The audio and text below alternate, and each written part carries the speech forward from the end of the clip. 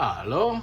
The idea we were talking about kind of today was to take chord construction from knowing what one chord is, the dyad, and then its sonority. By moving these voicings in a certain key, we know that we get the designated triads of a key signature. How we use those dyads in a key signature, depending on the notes that we're playing, give us different chord constructions. Sometimes notes that are found in one key, like a C major, give us a different phrase, and then sometimes that same chord found in an extension chord is part of the chord. It just turns it into an inversion. So one of the keen things that we look for is visually seeing them laid out on the piano, and then visually seeing the notes being written on the stave.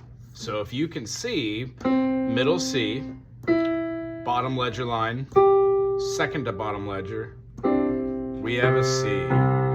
Moving that up and seeing our octaves going on line to space and alternating, we would have a line, space, which means the top C is obviously going to be all the way up on our highest line. By seeing something like a chord construction of a D major 7 with our D, F sharp, A, and then our C sharp, no matter where we choose to put that chord,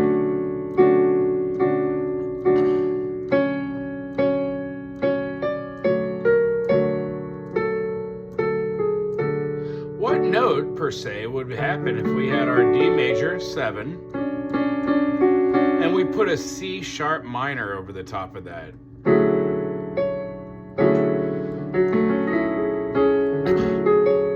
I would like to know what kind of triad below and what kind of triad above and what kind of extension note, what kind of polychord are we playing, or tones, what voicings are we having? And that's kind of the crux of this.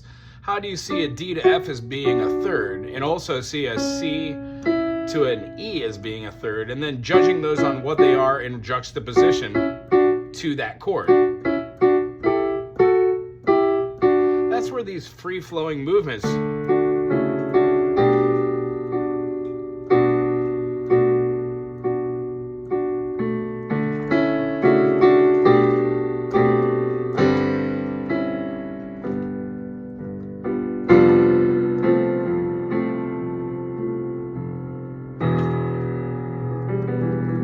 How do you judge chords like the F major when there is no major in the key of D?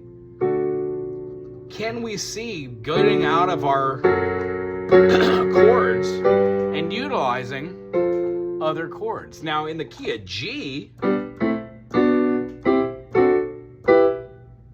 F major is a flat 7. In the key of D, F major is a flat 3 turned into a major. So does the common tonality between having an F sharp minor being able to go to a F major, or keep it as a F aug, and how does that F augmented deal with a C sharp diminished?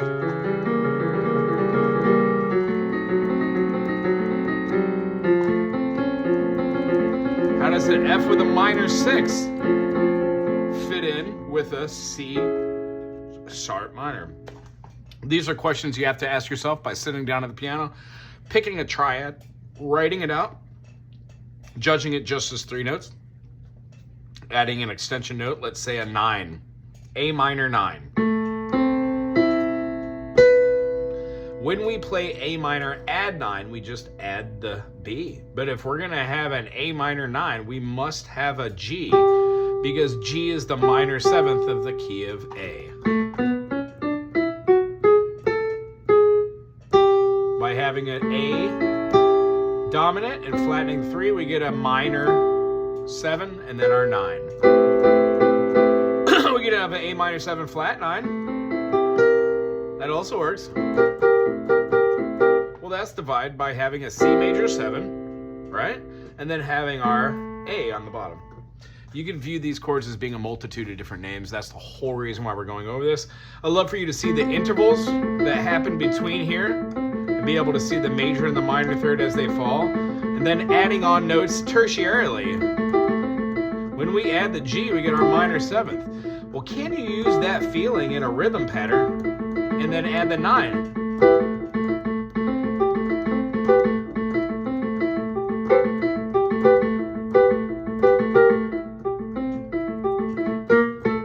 Where does the flat 9 come in? Can you build tension?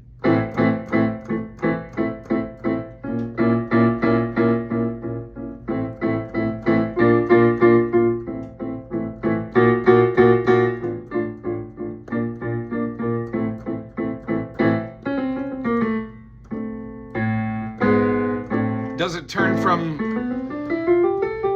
natural minor into harmonic minor? Or dare I say, even melodic? Cool. So maybe go over the key of C major and A minor, see what your chords are in correlation. A C major plus an E minor. How does it sound with the E minor on the bottom? Would it be named the same?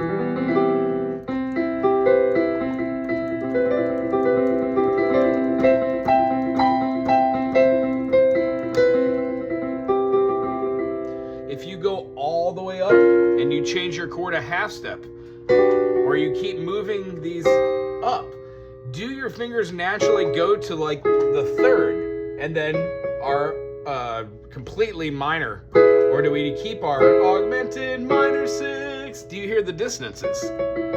What is our E major with that C sharp by doing the 6 on there? What if we add a 9 in there? How are these chords devised and what should we name them? That's the whole point of writing them down on the staff and to do a little bit of reading. Try and do that this week for 5 minutes. Pick 1 or 2 chords from the key of C, maybe an F in a first inversion, and then put that along with a D minor. Now try the D minor in an inversion. Some of these sound great, some are horrible. It just changes the way we think about 2 pesky notes.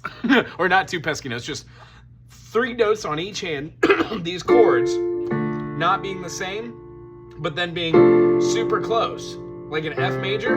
Well, what is that? What is an F in a secondary, putting the C on bottom? You still have F, A, and C, but now with the D minor, what is that C in correlation to the D minor?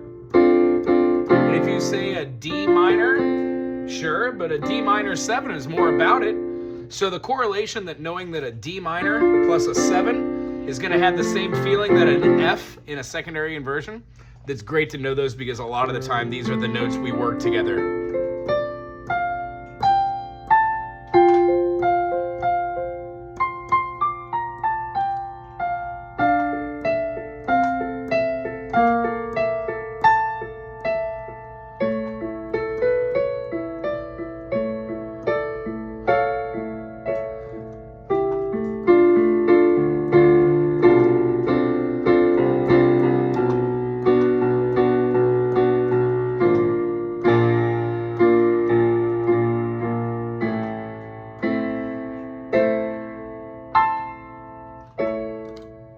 Common tone. Remember our word for the day, common tone. Triads like an A major and A minor are the exact same except for a flat. So they're the most common out of all triads. Its own almost counter with the minor third. It's good seeing you today. Have fun with those. 5 minutes here, 5 minutes there. Aloha.